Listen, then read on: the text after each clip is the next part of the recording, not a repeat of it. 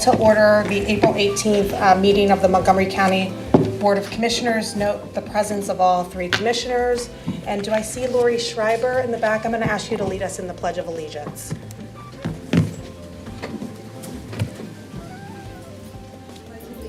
the flag of the United States of America and to the republic for which it stands, one nation, under God, indivisible, with liberty and justice for all.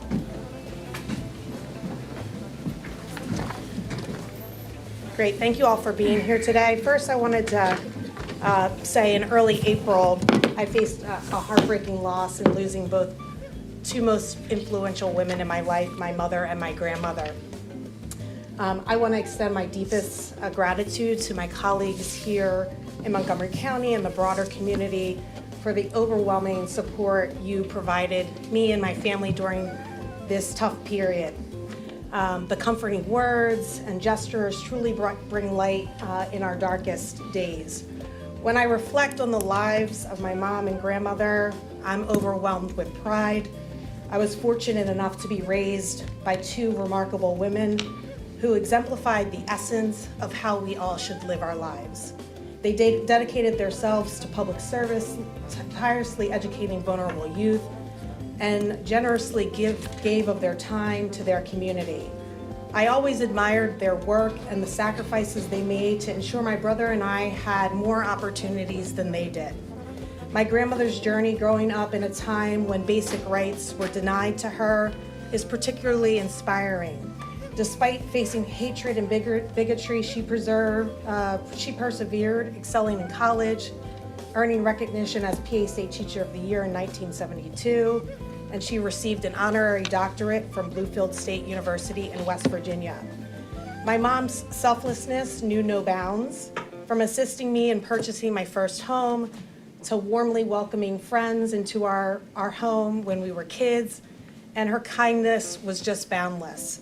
Her unwavering advocacy for education, especially during times when our school doubted us, will forever motivate me. I'm grateful to have witnessed her deep passion for education and the positive impact she had on countless students across Philadelphia, ultimately changing the course of their lives. The past few years with my mom were quite challenging, and I now have an appreciation for those that are caring for aging parents. But I couldn't imagine, a world in which I didn't spend those last couple of years caring for my mother. Her final words of encouragement to me when I doubted running for commissioner still resonate. Of course you should. I've prepared you for this. I'm thankful for her presence during my swearing in January, where her support symbolized decades of hard work and sacrifice. My achievements are a testament to her. As I face the future without these incredible women in my life, I'm confident that their legacy will continue to inspire me as I serve this great community. So thank you for all of the support during this difficult time. Next, on a positive note, I'd like to welcome Mr. Benjamin Field as our newest county solicitor. Ben's first day of work was Monday, and I'm glad he came back for day number 4. As commissioners, we work hand in hand with our solicitor, who ensures that our various policy goals and initiatives are aligned with the laws of the county and the Commonwealth. Ben is a brilliant attorney. I've already seen firsthand the contributions that he will make to our organization. And he joins us after 7 years with the City of Philadelphia's Affirmative and Special Litigation Unit. In Philadelphia, he earned a reputation as a rigorous problem solver whose legal expertise served to protect the rights of citizens while working towards the city's policy goals. Ben worked extensively on the city's opioid lawsuit and a suit against Wells Fargo for discriminatory mortgage practices. He will be a tremendous asset to our organization. And I want to also again thank our interim solicitor, Ray McGarry, who stepped up to serve the county beginning in July of 2023. Thanks again for all of your support, Ray. Next, I'd like to acknowledge that last week the county announced our new paid parental leave policy, which offers up to 12 weeks of paid leave to county employees and an additional 4-week 4 weeks for parents that have complications, medical complications with either the birthing parent or the child. We believe that supporting working families here in Montgomery County is and will be a priority for us. And this enhanced policy really reflects our commitment to helping families thrive at both work and at home. So right here in Montgomery County, we want to set a standard for the Commonwealth to follow, and this benefit really helps us be a leader on that front.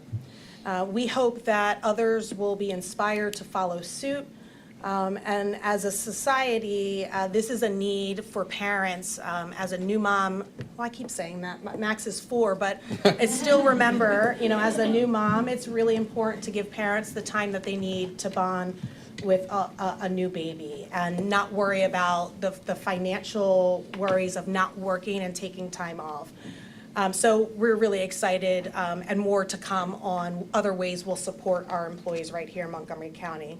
A couple more things for me. I know you missed me the last meeting, so I figured I'd talk a little longer. In a little over a week, we'll be hosting 2 public meetings to discuss the rebuilding of the Norristown Public Library, the library in which I went to as a child.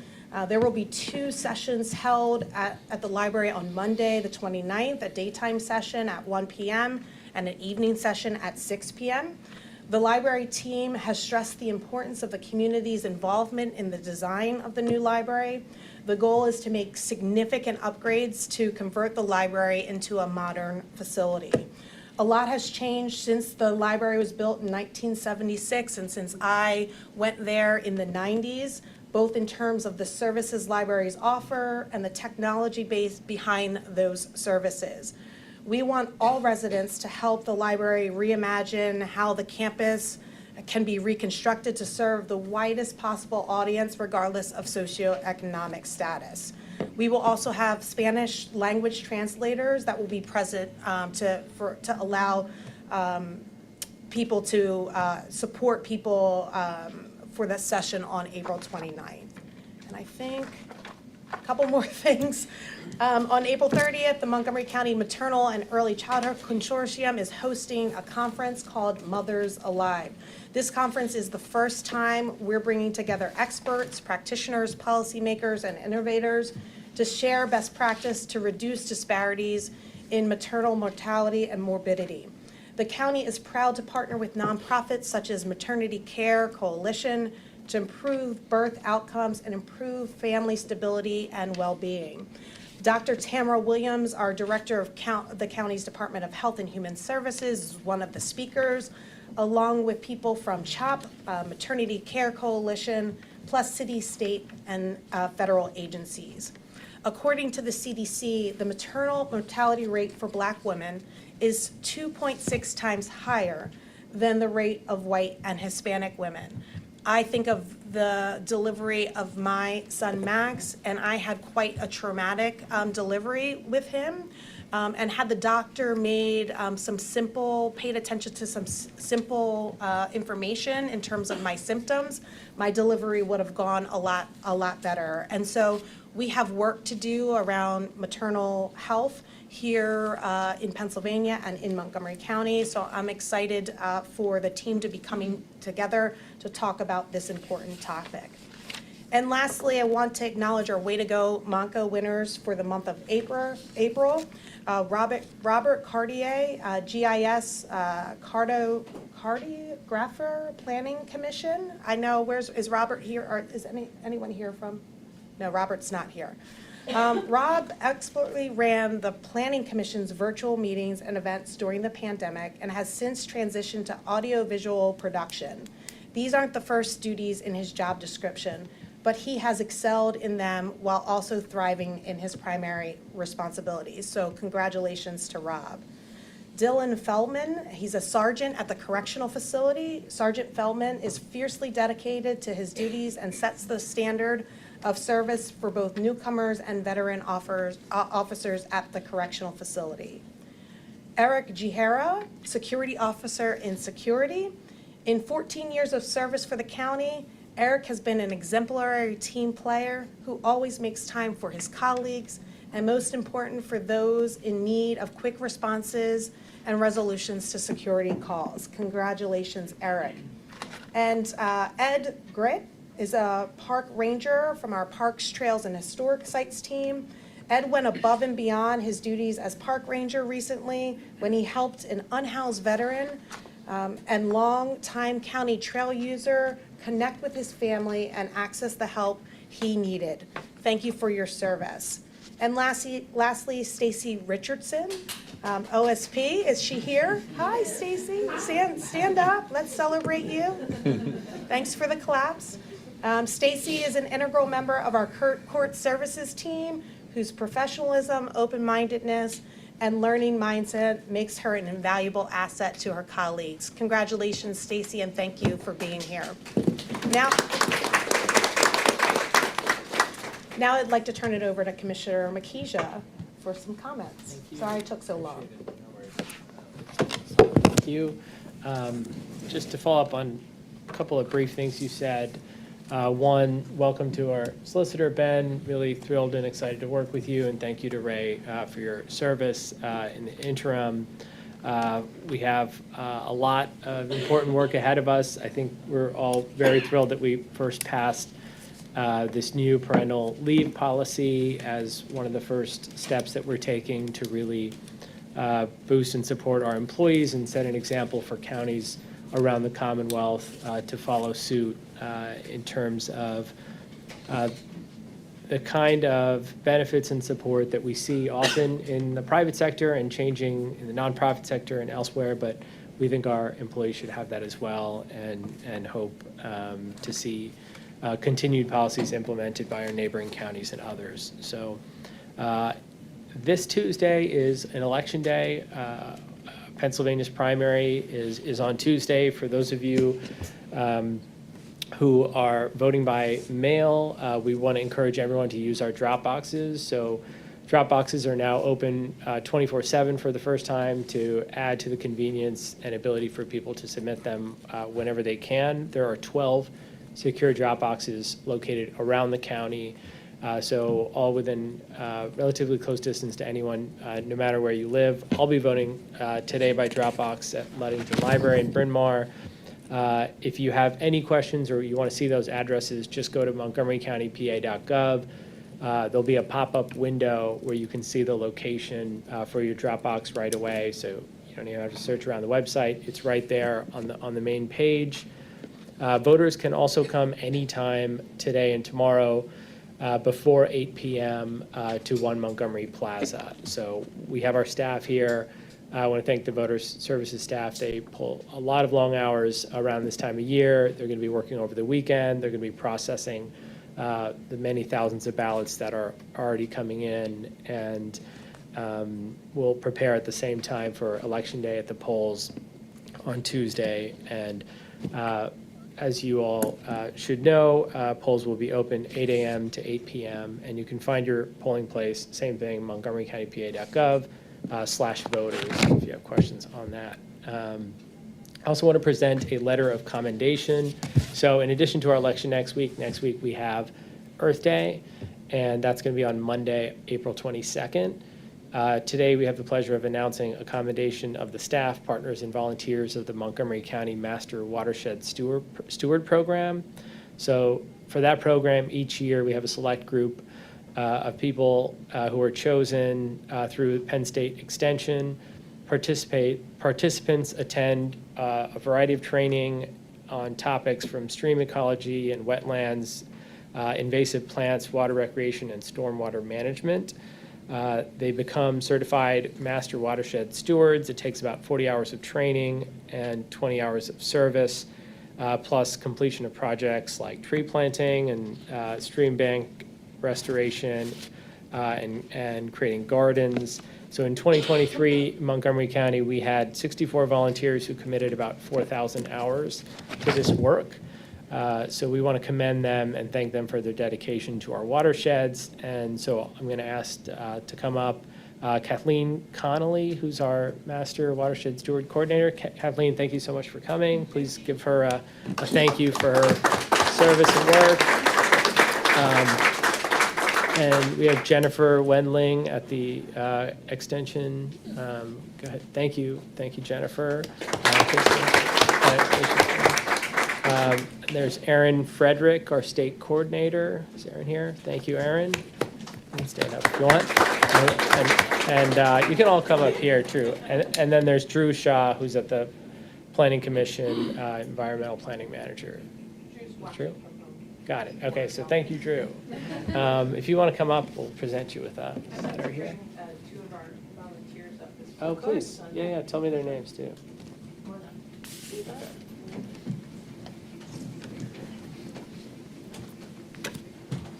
Okay, you want to come over? You can come. Okay. Yeah. I guess you can go.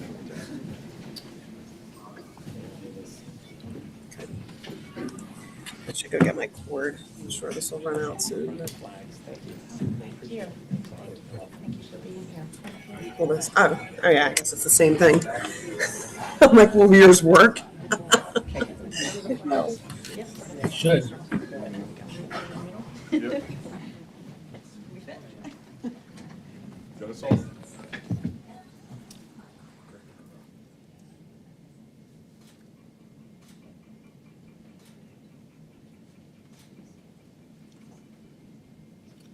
Great.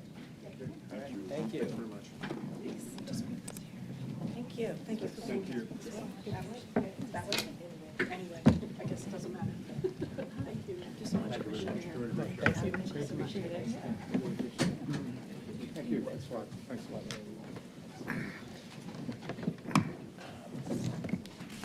Okay, so I got a couple more brief comments. April is also Autism Acceptance Month. This is a time to raise awareness as well as promote inclusivity and further understanding of autism and neurodiversity. Pennsylvania, there are over 55,000 people who receive services for autism. We're one of the few states that gather this data as part of Pennsylvania's autism census. Early diagnosis and early intervention, plus a connected network for families, is critical for positive outcomes for families and community members. And so it's really important for us to recognize that there are services available and supports here in our county. So I want to thank our county employees in the Health and Human Service program offices, especially those who work in early intervention and those providing services to individuals with autism. Second, I want to just mention briefly, last weekend I attended Laurel House's 25th annual gala. Commissioner DeBella did as well, and I know Commissioner Winder's been there in the past. It was a really important gathering of community leaders, supporters of Laurel House, and people with lived experience who really shared the value of the organization and the work they do to help in the domestic violence sphere and with homelessness as well. And I just want to congratulate them. It was a really fantastic event and I think was quite a success. So congrats to Laurel House. And then finally, Passover also begins next week. So I wish everyone a joyous Passover. We'll be hosting our first Seder at our house this year.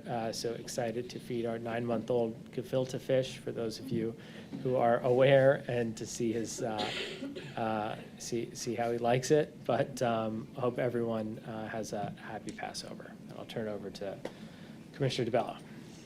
Great. Thank you. So April's National Recognizes Fair Housing Month. This year is the 56th anniversary of the passage of the Fair Housing Act, which prohibits discrimination in housing because of race, color, national origin, religion, sex, disability, or familial status. The Office of Housing and Community Development, Montgomery County's Department of Health and Human Services is hosting fair housing trainings throughout the year for nonprofit housing providers, developers, shelters, local municipalities, and service providers to ensure full understanding of the law. Residents can also reach out to the Housing Equality Center for Pennsylvania for free resources. This Saturday, April 20th, the Montgomery County Partners for Home Ownership is hosting an annual housing fair. This event takes place 10 a.m. to 2 p.m. at Colonial Middle School in Plymouth Meeting. This is for everyone who's thinking of buying a home and is a great starting point to have your questions answered by experts. Montgomery County's Office of Housing and Community Development will be there to share information on first-time homebuyers grant opportunities. This event is free to attend. For more information and to sign up, visit the website. Saturday is also International Spring Festival. I'll be there, and I believe you guys are going as well. I have been there in the past. It's a great event where thousands of attendees every year get to experience the diversity and cultures of Montgomery County with dance, music, food, demonstrations, and much more. This is happening 11 a.m. to 5 p.m. at North Penn High School, and I look forward to seeing many of our residents there. If you haven't been there before, I highly recommend stopping. It's a great day, great opportunity to see, a lot of different cultural items throughout they spread out through the entire high school. I know the county will have several tables there, and my fellow commissioners, as I said, will be attending. And also, we've talked about this, and I'm really excited because this was one of the things that I was pushing for or recommended, and I know my fellow commissioners agreed and think it's a great opportunity for us to get out into Montgomery County to meet our residents. So I'm pleased to announce that May 23rd, our Board of Commissioners meeting will be our first of several evening meetings, and we will be hosting across the county to be more accessible to our constituents. So that first meeting is going to be held, as I said, May 23rd at Limerick Township Office at 646 West Ridge Pike, the Township Municipal Building. Again, that's 646 West Ridge Pike in Limerick. And I'm very happy that the commissioners are going on the road. This is first of many board meetings that we'll host around the county. And we hope to see many residents out in Limerick as well. And two other things, Commissioner McKeisha, I know you mentioned about the... Yeah. Can I just make a correction? I think in my comments, I read off of the writing, I said 8 to 8. Polls are open at 7. I was just going to, Polls are open at 7. Yeah. Well, I was gonna do it in a nice All way. right, all right. I was gonna say, Commissioner McKeisha was mentioning, that's the way I was gonna do it. The polls are open on Tuesday, April 23rd, 7 a.m. to 8 p.m. For those that like to sleep in late, you could go at 8 a.m. as well, but they do open to start at 7 a.m. See how we come for you? I wake up at 5:30.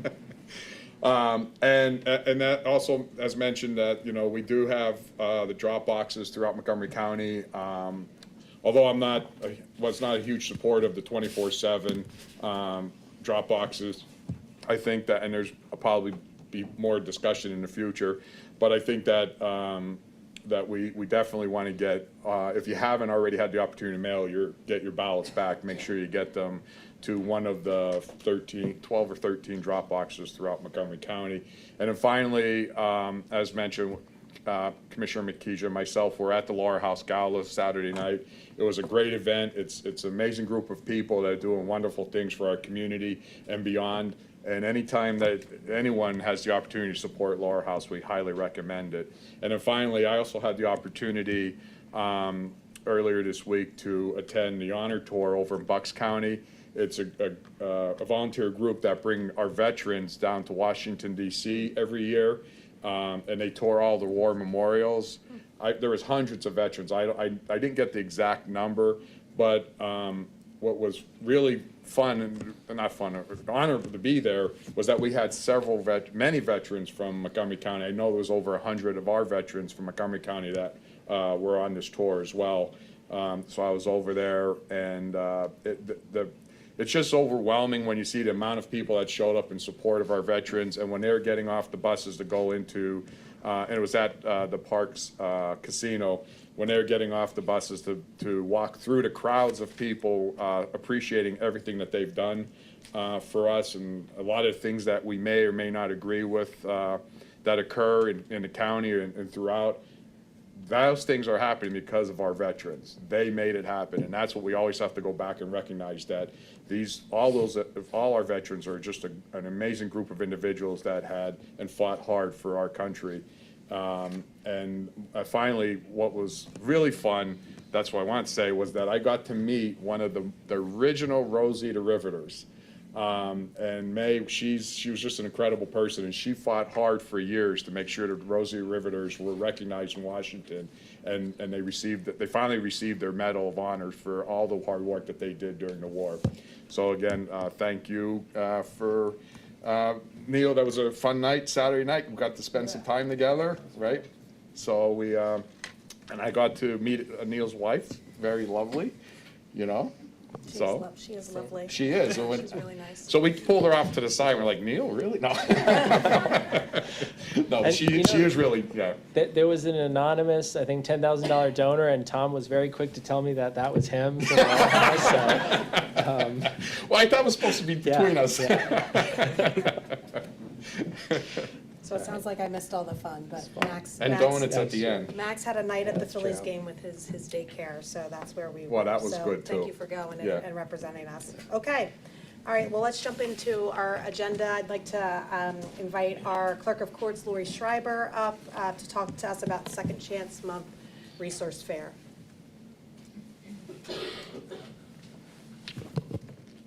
Thank you. Good morning. Good morning. And thank you for giving me the opportunity to talk about this important event we have coming up later this month. As you just heard, my name is Lori Schreiber. I'm the Clerk of Courts in Montgomery County. Can I have the next slide, please?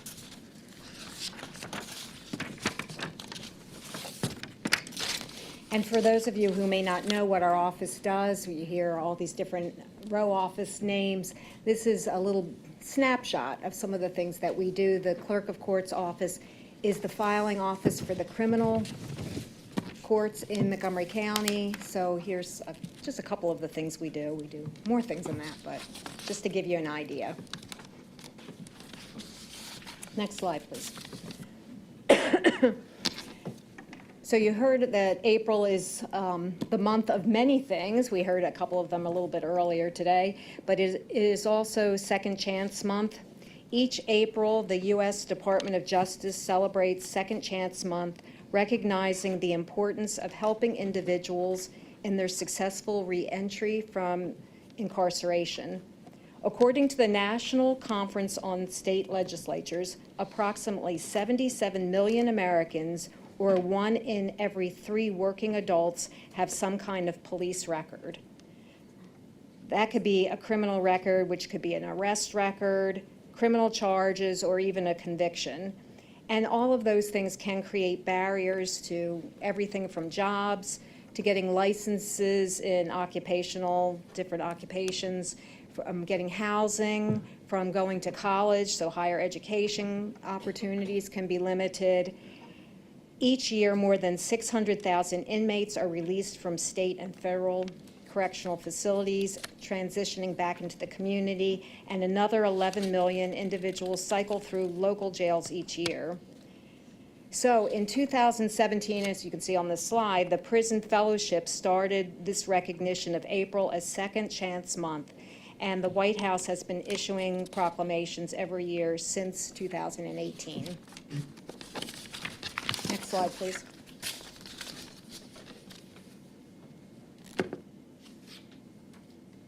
Next slide. Oh, there we go. Okay. So the Clerk of Courts, last year we sponsored our first Second Chance Resource Fair to help improve the chances for people impacted by the criminal justice system. The event is primarily for people either re-entering the community or the families of those who may have been incarcerated. But anyone who is invited who has been impacted by the criminal justice system. So this is our flyer. You can see there's a little bit about where, when, all of that kind of information, and you can scan it if you want to get more information as well. That will take you to our website. And next slide, please.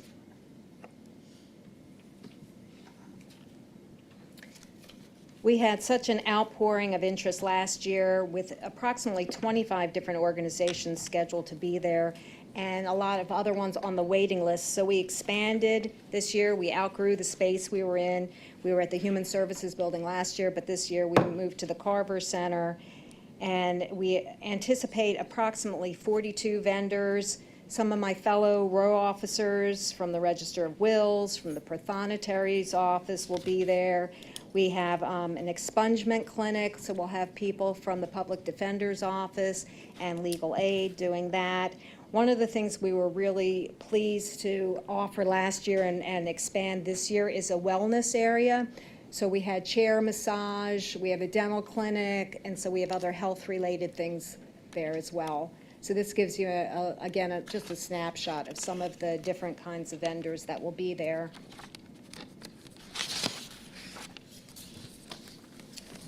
And next slide, please. So my staff, particularly Mandy Garofalo, who is here today, have worked very hard to make this event go as smoothly as possible.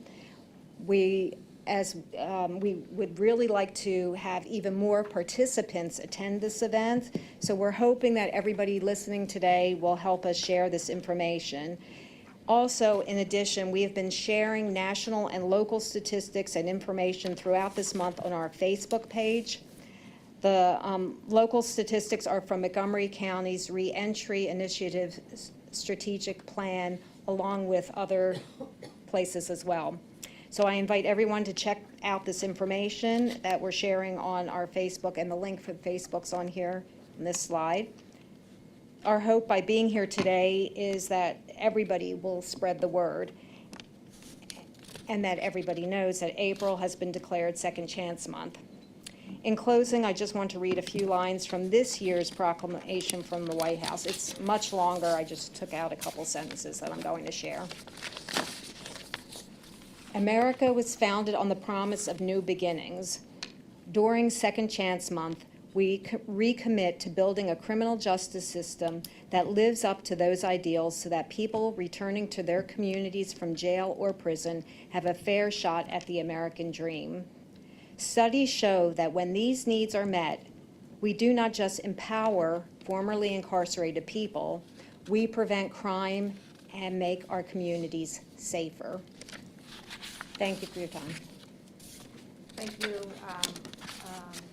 Lori. I appreciate the work that you're doing in this area.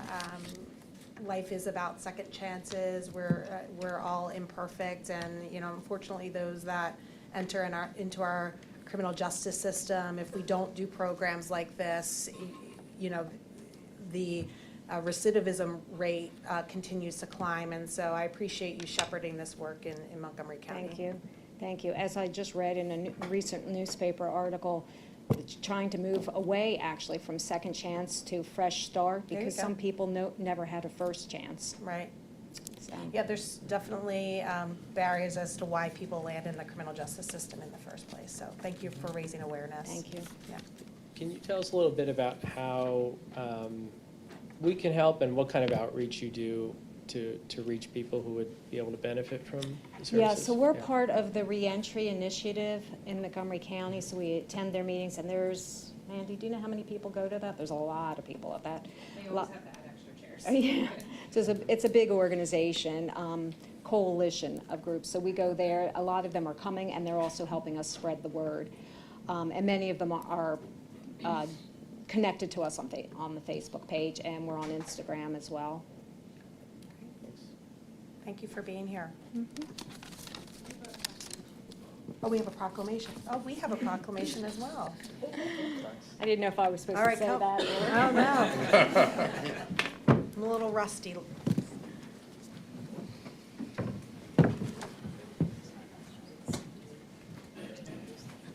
Okay. Yeah.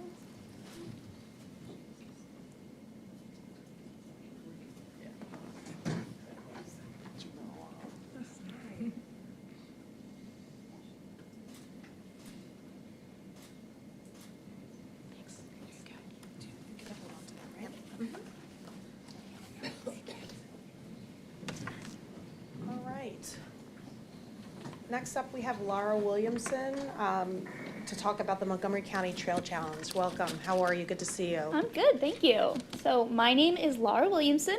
I'm the Community Traffic Safety Program Coordinator for the Montgomery County Office of Public Health. I'm here to announce the 9th annual Monco Trail Challenge, And to start, let me explain what the Trail Challenge is.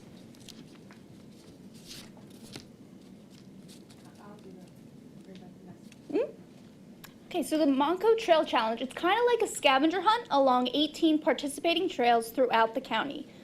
Each trail has their own unique trail symbol, kind of like that one right there. It'll be a snake, a trout, an owl, some kind of animal. And the goal is to visit as many trails as possible and write down the symbol as proof that you visited. The Trail Challenge will run from April 27th till December 2nd, so you have 7 months to go to as many trails as possible. We also include 3 free spaces, so you can visit any park, trail, or historic site throughout the county or outside of the county, and it'll count towards the challenge. And we also have 3 achievement levels for all of you goal-oriented people out there, so you can earn a prize for going to 5, 10, or 15 trails by the end of the challenge. And we really want to encourage people to enjoy the trail any way they want to. So you can walk, run, bike, even paddle down the Perkiomen Water Trail. And if you're kind of on the fence, if you want to join the challenge, you're not sure if the challenge is right for you, I have some reasons for why you should get out and go. First of all, it's free and it's available for all people of all ages and capabilities. Last year, some of our youngest participants were under a year old, and some of our participants were in their late 80s, still hitting the trail and finding the symbols. Secondly, it improves mental health. Last year, our surveyed participants reported that doing the Trail Challenge, being outside in nature, and getting more physically active improved their mental health. It's an opportunity to get physically active. The Trail Challenge is a great way to get active and to stay active. Last year, our surveyed participants reported that they walked more, biked more, and ran more as a result of joining the Monco Trail Challenge. It can connect you with your community. Monco has so many beautiful parks, trails, and historic sites, and we also have great local businesses. And as a result of the Monco Trail Challenge, 63% of our participants reported that they learned more about Montgomery County from exploring the county. And finally, Monco is just so beautiful. We're really lucky to live and work in a county that has hundreds of miles of trails and parks. And we also have beautiful township trails and historic sites, so we really got to take advantage of it and hit the trails. So what is new to 2024? This year we added the Royersford Riverfront Trail to the Trail Challenge. With the Trestle Bridge just reopening back in January, this trail now connects with a fan favorite, the Schuylkill River Trail, so it made perfect sense to add it to our Trail Challenge this year. This year we also added a trail map in the middle of their trail card, so people can now visualize how the trails intersect, and they can check off the trails that they visit. And this idea was actually birthed from feedback from our participants. So they wanted a printable map, so we gave them a printable map. And finally, we're up to 21 trails this year. This year we have more participating trails than ever before, so we're really excited about that. I'm also excited to announce that we are going to have a Monco Trail Challenge kickoff on Saturday, April 27th from 10 to 12 p.m. at Lorimer Park with a rain date on Saturday, April 28th. At the event, we will have a free helmet distribution for all families who attend. We'll have bike and pedestrian safety resources, fun activities, snacks, so it'll be a really fun morning, and we hope to have a good crowd.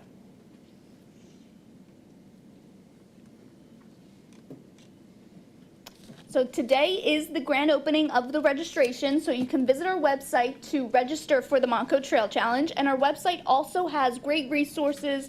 It has a map with GPS to get you to the trails. It has tips on completing the Trail Challenge, safety tips while you visit the trails, and we also have scavenger hunts for the little challengers. So thank you so much for having me this morning, and good luck completing the Monco Trail Challenge. Thank you so much. Thank you. It sounds like Lee and Commissioner DeBello will have a little competition Yeah, we already. here. Sounds that way, yeah. Yeah, do Well, it, so of I'm course. excited to get Max out on the trails this year. I think about former Commissioner Lawrence and his commitment to this trail challenge. I will not be running like he Don't blame you. did, or biking. He was a avid biker, but we will get out and support the trail challenge. So thank you for being here to talk about it. Thank you. All right, next up, we'd like to talk about National Public Safety Telecommunicators Week. So we have a whole team here to give us a presentation. Good morning, Commissioners, and thank you for having us. My name is Kevin Reardon, and I am the Assistant Director of Operations for the Emergency Communications Division at the Department of Public Safety. I'm here today to highlight National Public Safety Telecommunicators Week. It's held annually during the second week of April to honor public safety telecommunicators for their commitment and dedication to serving the public in some of their most trying times. Our telecommunicators here in Montgomery County are the first and most critical contact our citizens have with emergency services and an essential link for our officers, firefighters, and EMS providers by monitoring their activities by radio, providing them with incident information, and ensuring their safety. The Department of Public Safety would like to recognize our public safety telecommunicators who achieve the highest degree of excellence in support of the public safety mission and promoting the enthusiasm, devotion, and strong regard for each dispatch and call answered. Each one of you is compassionate and understanding and often bears the weight of every emergency call you handle. Your impact on so many lives will be everlasting, and we honor you for the critical role you play in keeping our communities and responders safe and secure. With that, we'd like to play a quick minute-and-a-half video and then present 2 awards.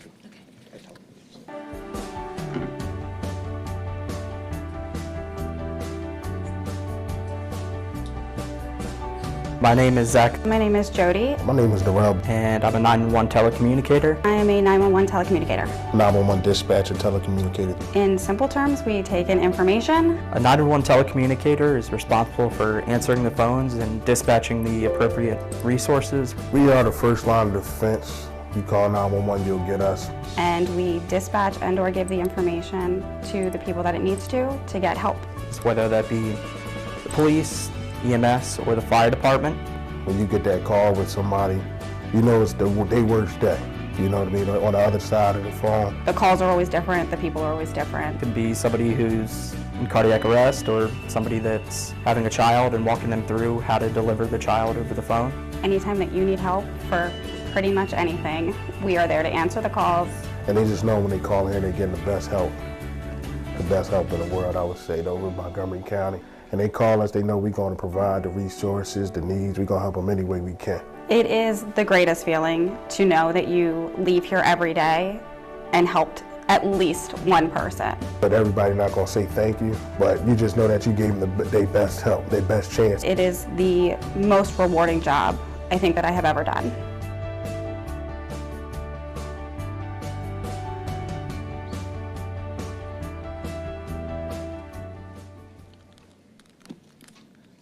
Good morning, Commissioners. I am Tori Rosa, the Platoon Commander for the Department of Public Safety. I oversee day-to-day operations in the center. As we celebrate Telecommunicator Week, I'm here to introduce our Telecommunicator Award recipients, Chris Ott and Felicia Wittenberger. We are lucky and proud to have both of them on our team and serving the residents of Montgomery County.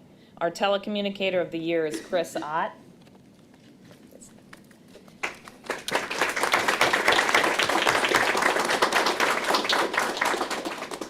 Chris has been with the department for 5.5 years. He is one of our tenured 911 call takers. He is most deserving of this award. In 2023, he received a Chief's Commendation from Lower Merion Fire Department. Chris took the initial call from a female who was quickly overwhelmed with smoke and fire conditions and couldn't find her way out of the residence. Dispatcher Ott spent 10 minutes speaking with her and providing comfort to her, all while planning ways to help get the resident to safety and disseminating crucial information to the responders en route and to personnel on location. He provided the essential link between the homeowner and the rescue team conducting the search, and his compassion and training undoubtedly assisted in this very successful outcome. He also received another commendation from Second Alarmers EMS Squad on a laceration call. He instructed the caller to make a homemade tourniquet using a belt and a spatula. Chris's instructions made that tourniquet work. It's not an everyday call, so that was an ingenious and resourceful on Chris's part to make that tourniquet work until the responders got there. Some comments from his peers and supervisors.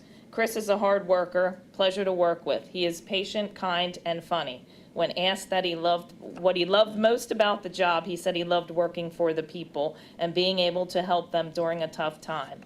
The supervisors can rely on Chris to help his peers. He is dedicated and an employee they can always count on. He mentors many people. If you are having a rough day, you can turn to Chris. He has a lot of jokes and laughter that can brighten anyone's day. He occasionally sings a good song, which makes coming to work a meaningful day to look forward to. He fills that challenging CTO role, helping new 911 telecommunicators really love the job that we do.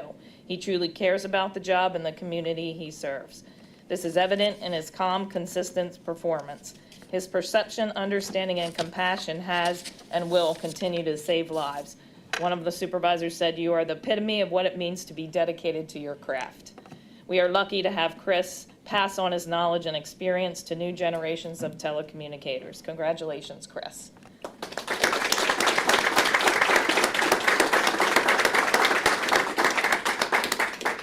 Introducing Felicia Wittenberger. She's Telecommunicator Trainee of the Year. Felicia was hired in February of 2023. She was certified as a call taker. She displayed all the qualities we look for in a telecommunicator and received the following 2 recognitions on consecutive days. She performed CPR on a 3-day-old. She remained calm the entire time and made sure Mom understood the instructions without overwhelming the mother. Due to Felicia's prompt instruction with CPR, the baby began to cry and was breathing when police arrived. She also took a burglary in progress from 2 young sisters who were home alone and they were scared. She did an excellent job talking to both sisters and getting the information needed for responders while keeping them on the phone and remaining calm. Felicia's skills were quickly recognized, and she was moved to train as a police dispatcher, where she was certified after a few months, in which she quickly excelled. Comments from her peers and supervisors. From the first day of class, she gets it. It's in her blood. She is from a family of law enforcement. Felicia is respectful and has great work ethic. She is smart and will go far. She has been a natural. Aside from her natural understanding of this job, she has an amazing personality. Always smiling and in a good mood. It is truly a pleasure having her on our shift and interacting with her on a daily basis. She has passion for the job. Felicia is always smiling and upbeat. She has a positive, professional presence. Her accuracy and ability to effectively communicate with callers, coworkers, and field units always boosts morale. A positive energy that makes her a pleasure to work with every day. Congratulations, Felicia.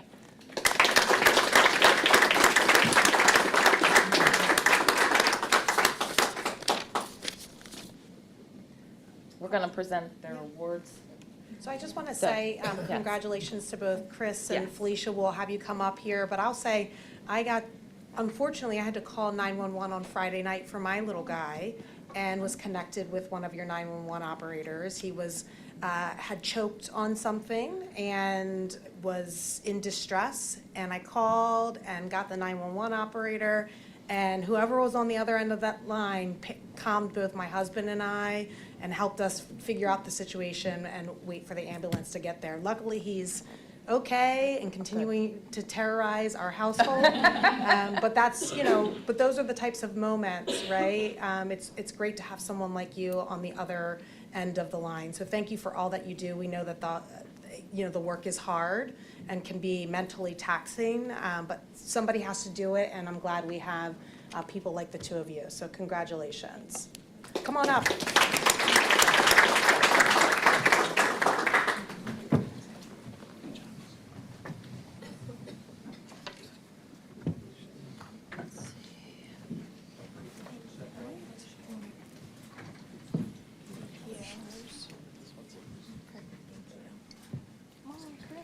Get you in the middle.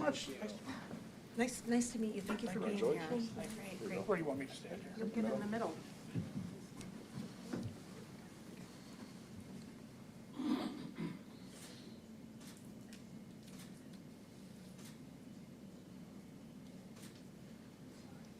Great. Thanks for being here. Thank you. Congratulations. Are they going to give you the rest of the day off?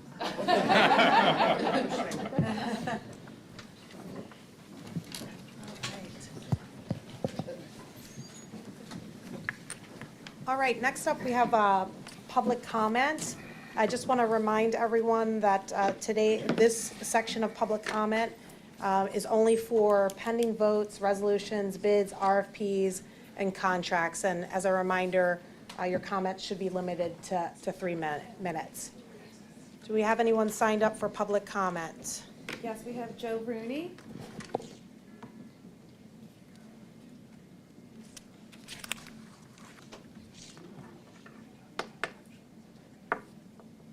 Hi, my name's Joe Rooney. I wanted to talk about election integrity and security of the drop boxes. It was mentioned by commissioners. Is this the right time to talk about it? Mr. Rooney, there's time for general public comment for matter that may in the future come before the board for consideration later in the meeting. This is for matters that are on the agenda items you? F through J. I'm sorry.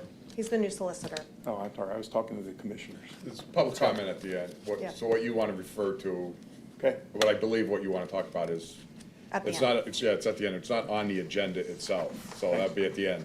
Okay. And next up is David Morgan.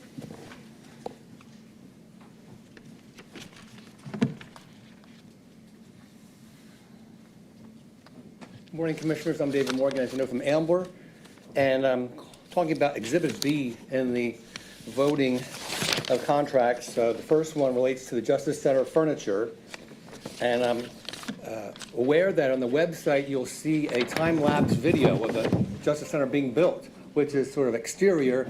I wonder what's really in the floor plan for where this furniture is going to fill these new parts of this courthouse plan. So I asked about floor plans in the past, and as a taxpayer, I'd just like to know more about the concept of the Justice Center. It looks vast, and the courtrooms, I almost wonder if they're so large we can hear each other, because it looks like there's so much room to fill. So the furniture is going to fill that at a cost of $1.7 million. And I'm just wondering how far along we are, because it seems like we're almost at the end if it's furniture.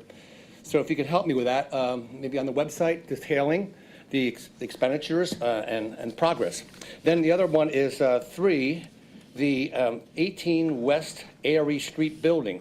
I have a question about, really, to be sure, what is the function of this building? Is it for the DA, as I think Mr. Sotisak told us before? Is it for certain functions that way with that office, or is it something other purposes? 4 flights, and I noticed that, would you like to comment on that? It's for the public defender.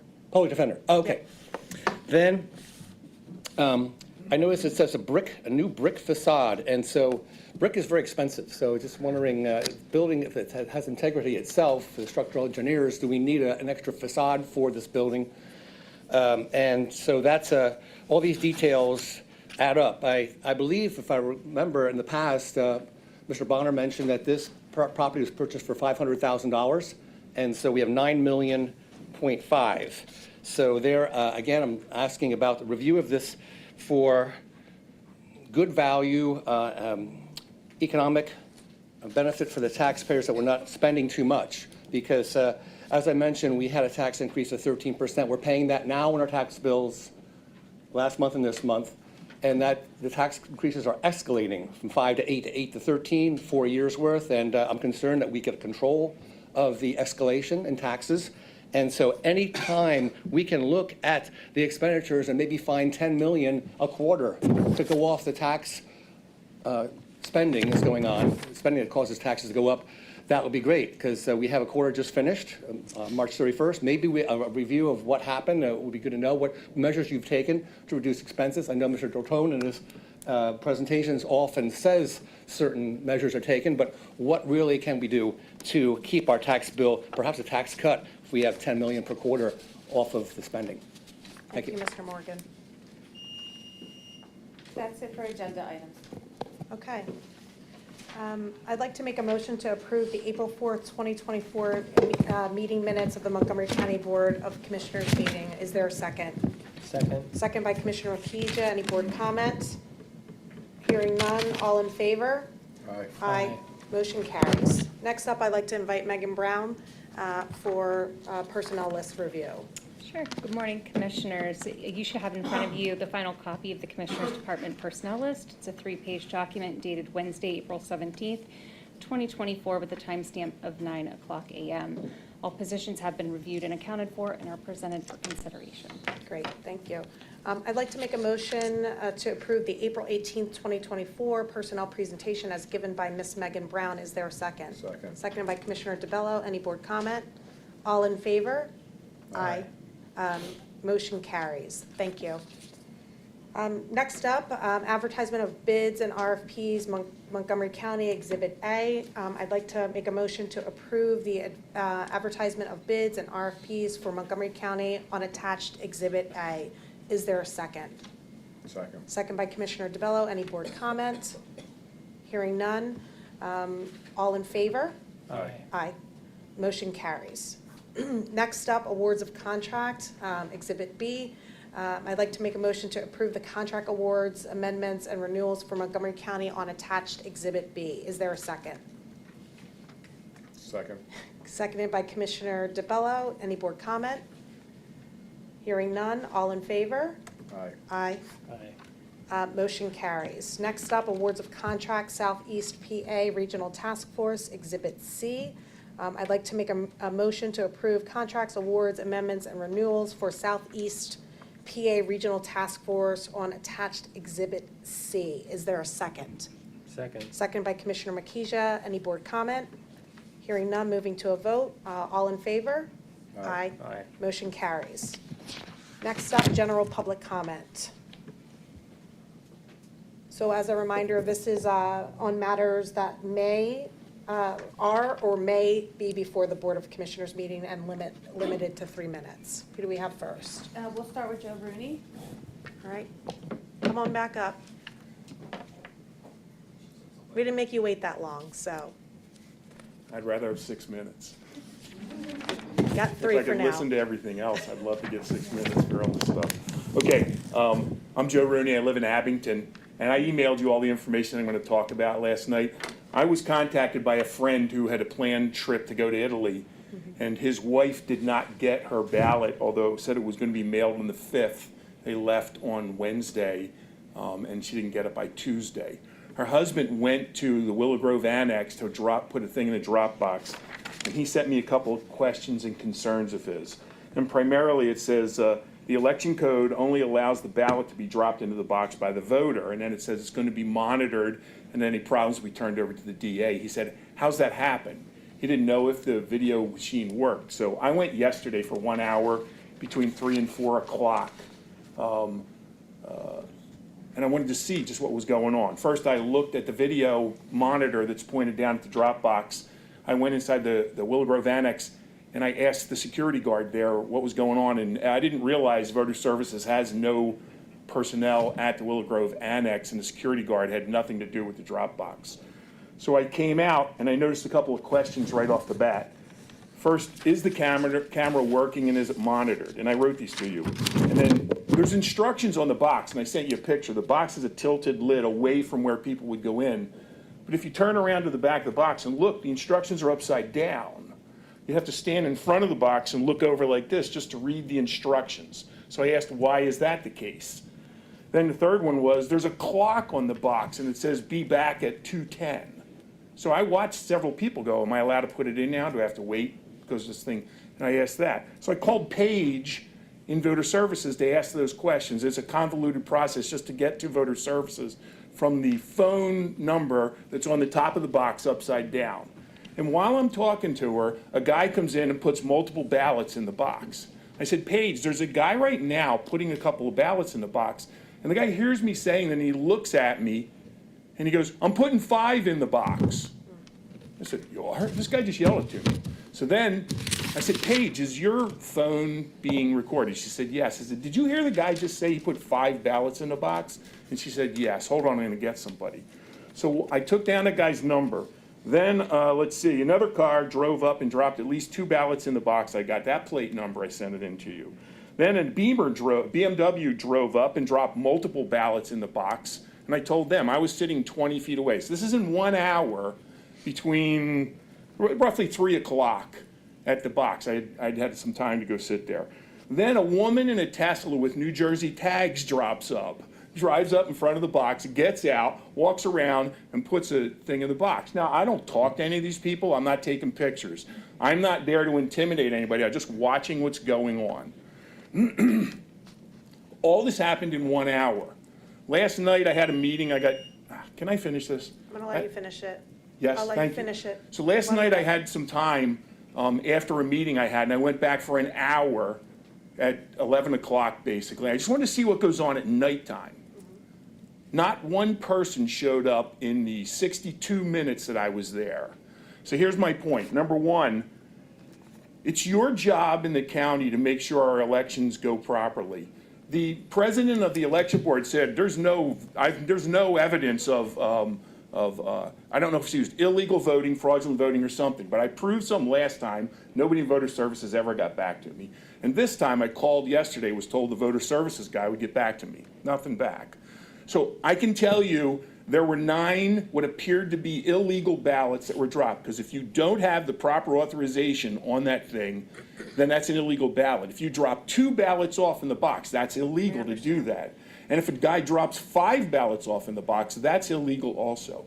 I know of 9 what I suspect are illegal ballots, and 1 person with a Tesla with Jersey tags on it that dropped a ballot off in voter services. Okay. So that's what I saw. I want to let you know we're being affirmed of everything, but those boxes don't need to be open after 8 o'clock at night. There's nobody going there that doesn't have ill intent, in my opinion, okay? And what I saw was very troubling. Thank you. What was the time that you were there that, was Yesterday? between 2 and 3? Yesterday, today between 3 o'clock and 4 o'clock. I got there about 2:55. I had to figure out the box. This I went inside. was yesterday? Yesterday. I'm sorry, yeah, Wednesday, between 3 and 4 o'clock, I was there. I wrote you guys, I gave you the tag numbers. I can't give you 100% accuracy, but there is a video there that you should be able to get Right, I'm those gonna tags. request, I want to pull the video, and this was, what, could you say the Willow location Grove again? Annex, it's at, I'm sorry. Again, where is it? Willow Grove Annex is at the corner of Davisville Road and Old York Road, right next to the train tracks right there. So you sent us all this information. I emailed it to. Yep. Yeah. It's I on our. emailed it to voter services and to the commissioners. So first, let me say, if you're asking questions and inquiring with our voter services team, they should be getting back to you. So I apologize if you've asked questions in the past and people have not gotten back to you, but we are looking into this specifically. So thank you for sending the information. Well, I stood here last time at the voter services meeting and Neil said, look into that, to the gentleman who was there. I went down to the office to see him, he wasn't there. We'll hold them accountable for not following through, so. And I want to back up what I told last time. I get excellent service from Paige at Voter Services, great. from the people that I talk to. I'm not here to get anybody in trouble. I'm here Sure. to say that we have problems with our drop boxes, and I'll go watch it again, but I was at 1 hour at one drop box at one location in the middle of the day, and people were willfully, it's right on the very front of it. It We got says it. you can only do one. They were dropping them in there with a video camera. They don't care. So we're gonna pull the tapes. We have our security. We're gonna get our DA involved, and thank you for raising the issue. Yes, ma'am. Thank you. Next up for public comment? Joe Brandon. I had a statement I was going to read, but instead I want to tell you about what happened to me about 9:15 this morning. I'm standing out in the hallway with my picket sign. A man from your office comes out. He tells me that somebody had called him and said I was wandering around 4th floor with my picket sign. I asked him who he was. He refused to answer. I said, who called you? He refused to answer. I told him I was not wandering around. I went from the elevator to the Register of Wills to file a petition. I had the copy of the time stamp, date stamped of that document that I had filed. This is an ongoing campaign of harassment against me for the last 3 years because I've been exposing a massive scam of guardianship corruption involving judges and guardians in Montgomery County, and also involving District Attorney Steele, as you see by my sign. This is involving the fact that for 3 years, I've been trying to get a very much loved person out of this guardianship scam. It's forced me to live in my car because of it. Now, the fact of the matter is that you won't hear about it by the Philadelphia Inquirer because Judge Weilheimer's husband is chief legal counsel for the Philadelphia Inquirer.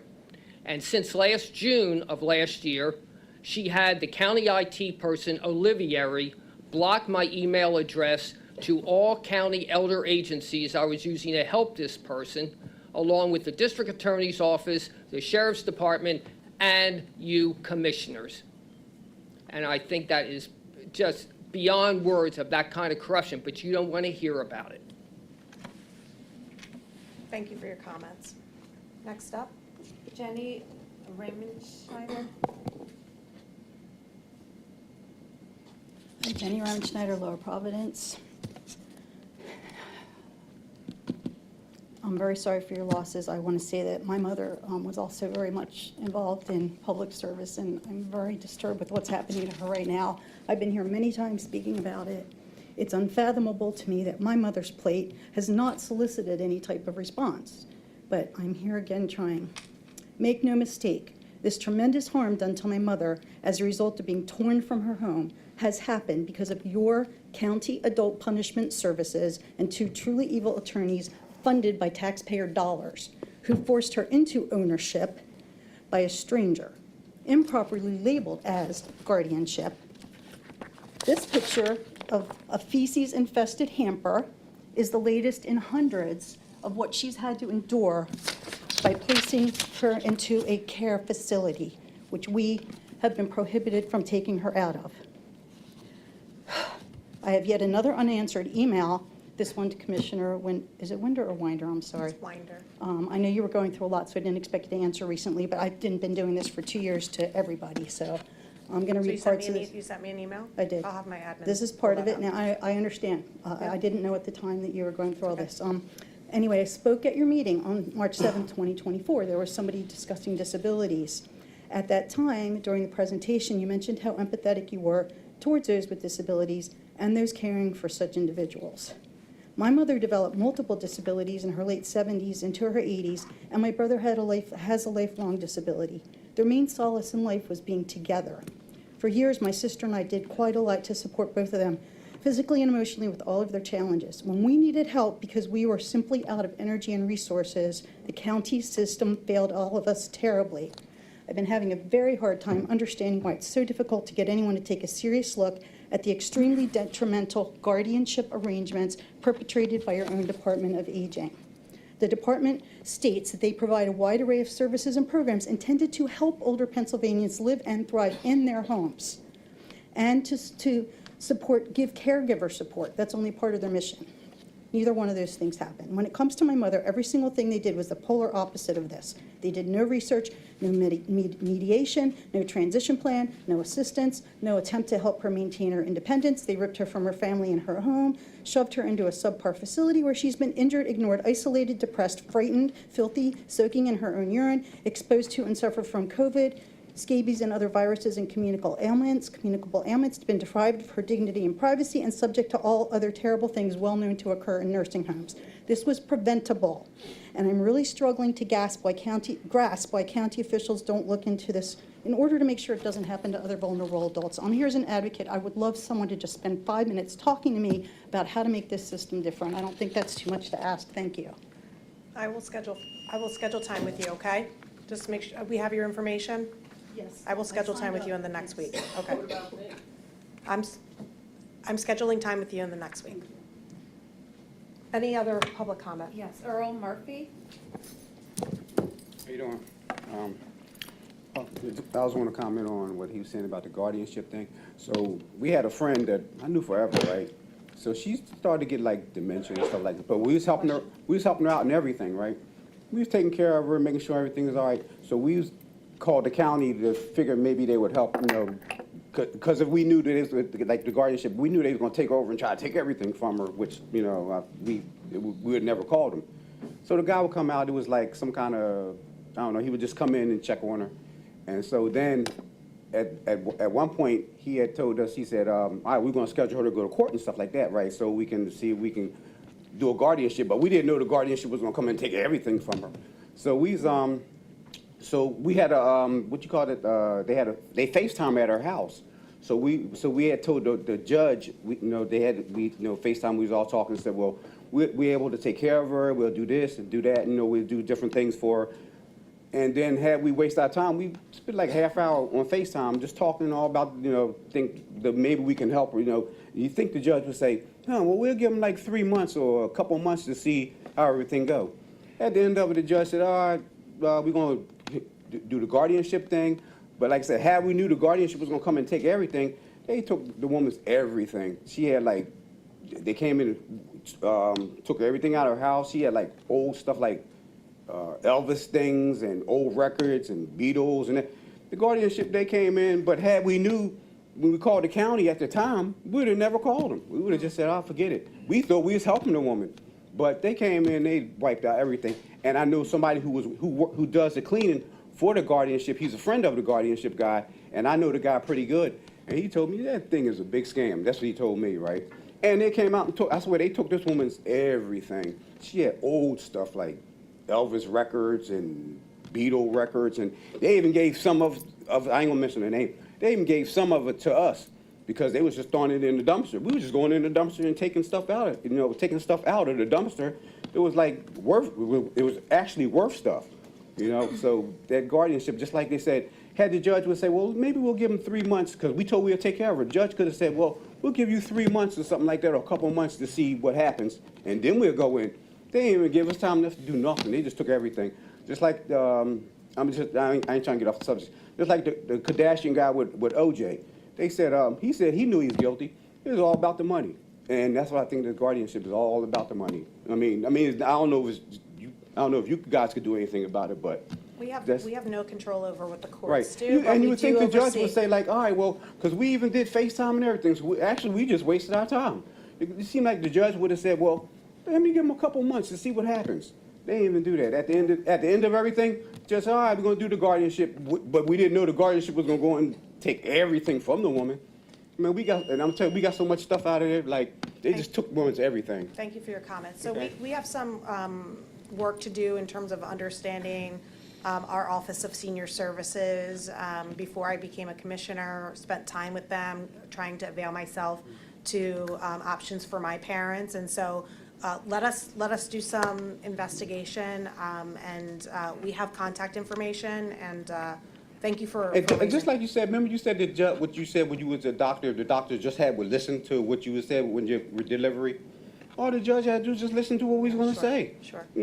Give us 2 months to see how good we do. Yeah. But they didn't. So. Yeah, the courts are a separate entity, and we don't have control over But what if they I do. can chip in, I know I already spoke, but these are instituted by the county, that's why we're here. Understood. What else? Who else do we have? David Murphy? David Morgan. Morgan.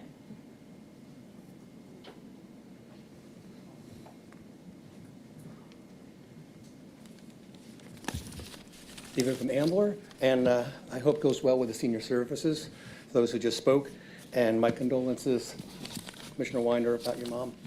I think better get this one in first. It's about the fire department. I heard Mr. DeBello mention last meeting that Norristown might have all the consolidation of all the fire services in one building, and I think in a big town that reaching on time is important for fire departments, and we had emergency services here, so perhaps at commissioner level, you can evaluate where the service is going among all the different townships to see if someone on the edge of Norristown can get into Norristown where maybe the center is far away, because time is of the essence in fires.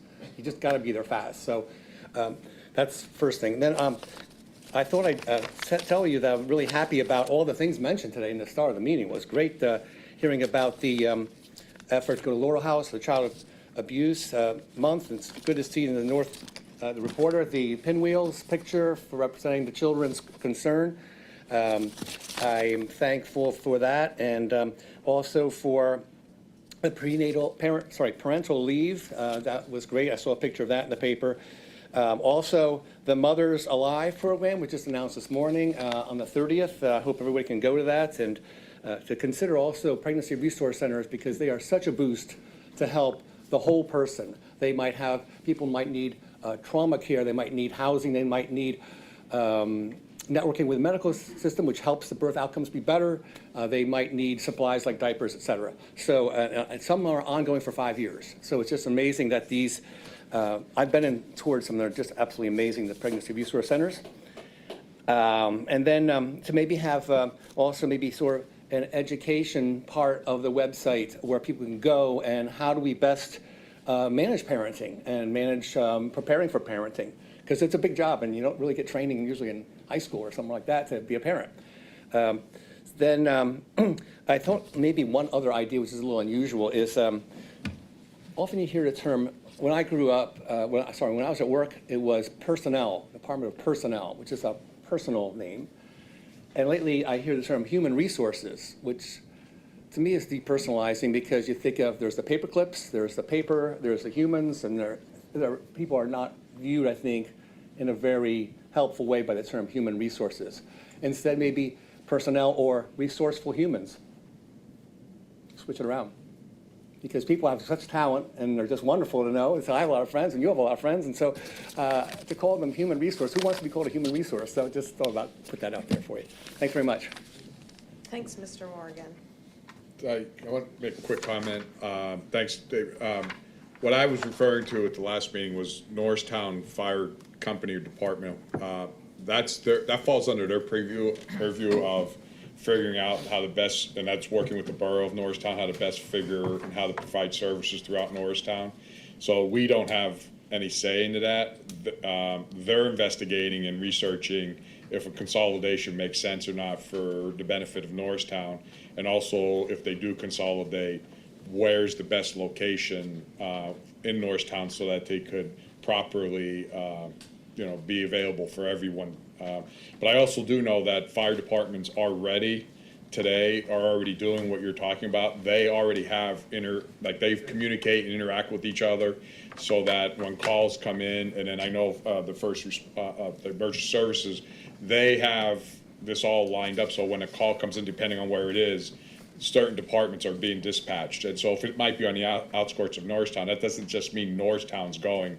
They may be dispatching from other firehouses, as well as, depending on what the call is, will depend on the kind of equipment that is sent as well. So it's a great suggestion, but I just want to let you know that that's already occurring. Anyone else?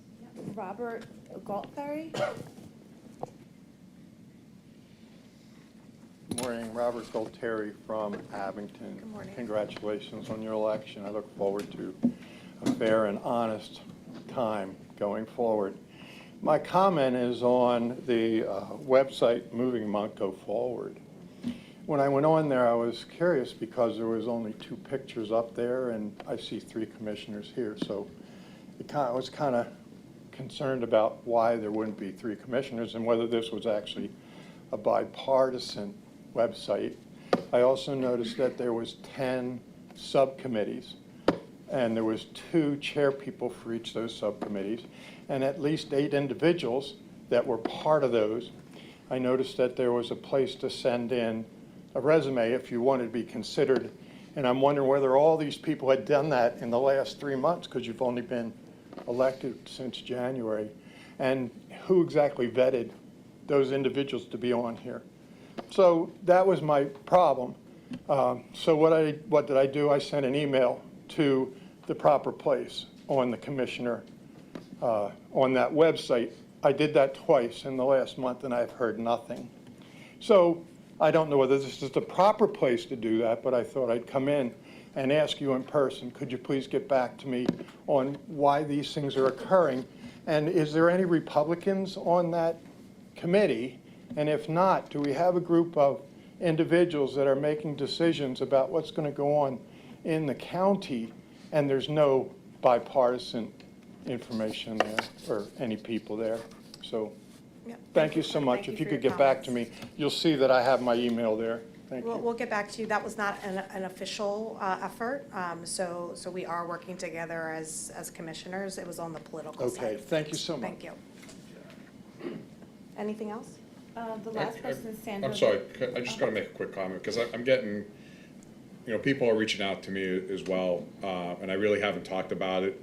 But as mentioned, that Moving Monco Forward initiative is not part of Montgomery County official business. I'm not part of that. That has to do with party or partisan politics, that's fine. Everyone has that right to do. But I'm not officially part of Moving Monco Forward. Anything that comes in front of this, as commissioners, we deal with working with staff here. We work with Lee and all the department heads and all the information that we deal with on a weekly, daily, monthly basis is all coming from our staff. I can attest to what recommendations that my counterparts get from other individuals, just as I do get recommendations, thoughts, and ideas from groups of people out there. And from time to time, I do bring forward things that I'm hearing or things that I think that we should also work on or participate in, or recommendations that I'm making. So all three of us do that. And we all have sources of where that's coming from. So that part of what everybody's referring to is outside of the walls of Montgomery County. But what Who's paying for the website? That's outside of the walls of Montgomery County. So let me just say, this is something that began before we were even in office, and it's a transition committee. Commissioner Winder and I ran together. Commissioner DeBello had someone he ran with, and it's typical that when you win a majority, that you have a transition. And it's something that's, I don't even know, I don't know the voter registration of the people on there, but they're people who were invested in our success. And I think now that we're all here, we're welcome to take recommendations from them. And it's going to be considered by all three of us. And that's how it works. Yep. Thank you for that. Mhm. Thanks for adding a little color. Anyone else? One more person on Zoom, Sandra Levine. Sandra, can you hear us? Sandra, you said? Yes. Yes, I had to find how to be heard. Sandra Levine from Hatfield Township. I have several things I want to quickly say. Regarding the satellite offices, I think they came in very handy, but allowing the equal access for the whole of the county to know about them was, I don't know how you could do that, because some people don't have emails. I didn't remember that it came through the county. I got it through the party, and I had emails that I could send out to people, and it was a very helpful thing, but it needs to be given to everybody, I would think by mail, because a lot of people, older people don't even have email, and some younger people don't also. I have I think the satellite offices work well. I have a couple questions. Signature verification. I do not understand why, when we come to the polls, our signature is verified, that it is our signature, not just that there's a signature that we sign in the book. And on mail-in ballots, anybody could make a signature and nobody would know whether that was really the signature of the voter, him or herself, or not. And I find this not a fair thing at all. I have another point.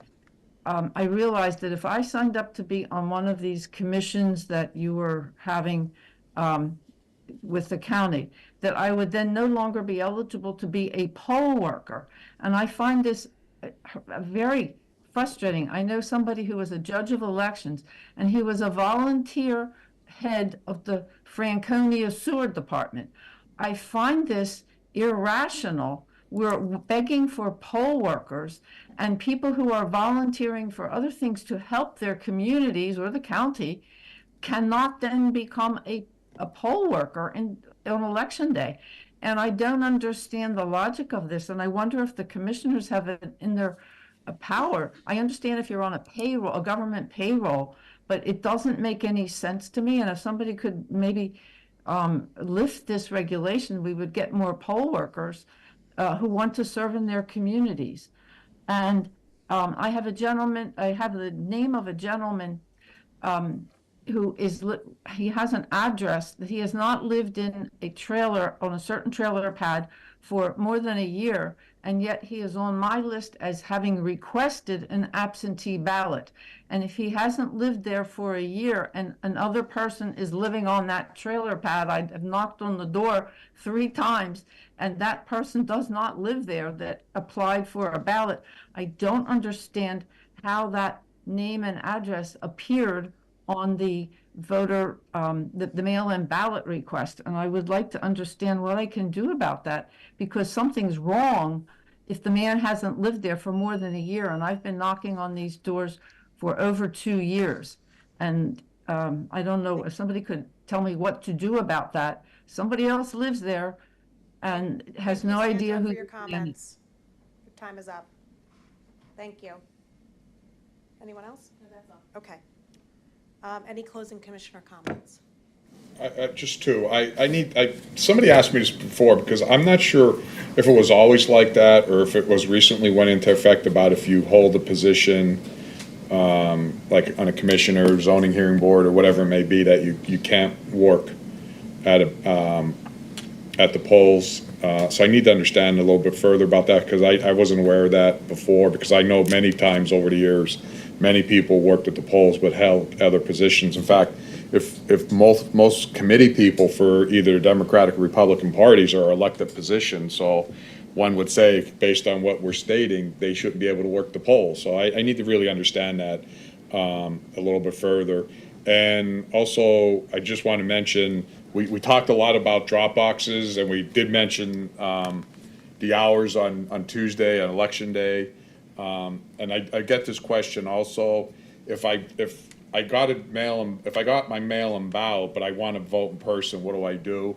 And I just want to make sure, I know it's on the website, but I just want to throw it out there real quick. If you get a mail-in ballot and you decide you want to vote in person on Tuesday, all you need to do is bring your entire packet that you got in the mail, bring it to the election, bring it to the poll, hand it in to the JOE, the Judge of Election, and then once you do that, they will allow you to vote in person. And then the provisional thing comes into play is if you're on the books of receiving or requesting a mail-in ballot and you show up to vote and you don't have your ballot, they still will allow you to vote, but they mark it down, they put you as provisional, and then they go back and they look, the voter services, or election board, the voter services will go back after, when we're doing the counts, and they look at those provisional ballots and they make sure that a second ballot wasn't submitted via the mail, because legally you only get one vote unless you're dropping off several, right? But which I asked to pull the tape, so I'm going to also be looking at that. So I just wanted to make that clear as well. So because people keep asking, well, I got a mail-in ballot, but I think I want to vote on Tuesday in person anyway. Well, okay, well, this is how you can do it. Thank you. Anything else? Okay. Yep. So upcoming meeting dates, Board of Elections meeting is Monday, April 22nd at 2 o'clock, and then our next Board of Commissioners meeting will be Thursday, May 2nd at 10 a.m. I'd like to make a motion to adjourn the April 18th, 2024 meeting of the Montgomery County Board of Commissioners. Is there a second? Second. Seconded by Commissioner Makija. Any board comments? All in favor? Aye. Aye. Meeting is adjourned. Next up, Salary Board. Our controller is online. Any public comments? Morning. Good morning. No public comment? All right, so I'd like to invite Ms. Megan Brown up to give us the Salary Board presentation. All right. Good morning, members of Salary Board. You should have in front of you the final copy of the Salary Board list. It's a 4-page document dated Wednesday, April 17th, 2024, with a timestamp of 9 a.m. All positions have been reviewed and are accounted for and are presented for Salary Board consideration. Great. I'd like to make a motion to approve the April 18th, 2024 Salary Board presentation as given by Ms. Megan Brown. Is there a second? Second. Second by Commissioner DeBello. Any board comments? All in favor? Aye. Motion carries. Thank you. I'd like to make a motion to adjourn the April 18th meeting of the Montgomery County Salary Board. Is there a second? Second. Second by Commissioner DeBello. Any board comments? Hearing none. We'll move to a vote. All in favor? Aye. Meeting is adjourned.